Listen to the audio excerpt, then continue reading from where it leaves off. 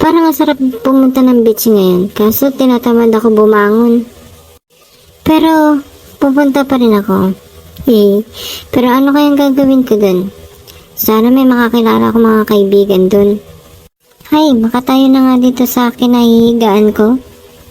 Ay, nakalimutan ko palang isara yung Durabox kagabi.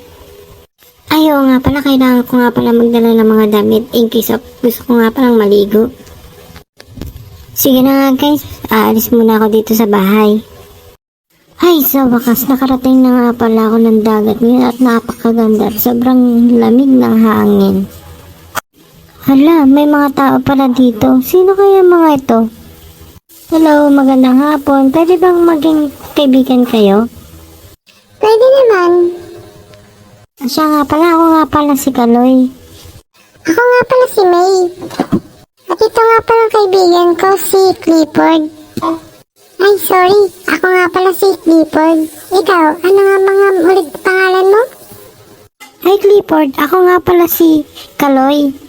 Nagpunta nga lang pala ako dito para magpahangin. Kayo May at Clifford, ano nga palang ginagawa niyo dito sa beach? Kami?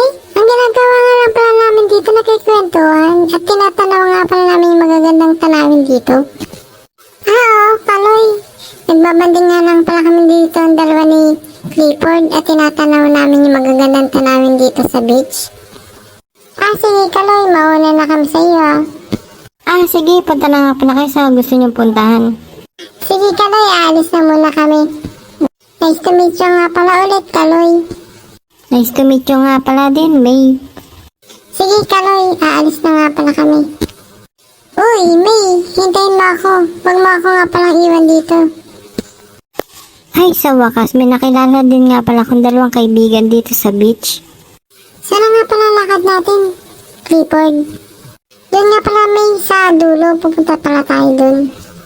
Ay, sa wakas Clifford, ang layo na nga pala ng nilakad natin at nakarating na din nga pala tayo dito sa dulo. Oo nga, medyo nakakapagod pero nag-i-enjoy nga pala ako at napakaganda nga pala dito sa pinuntahan natin. Hala, abis naman nila nakapunta doon. Uuwi na nga pala ako ng bahay ngayon.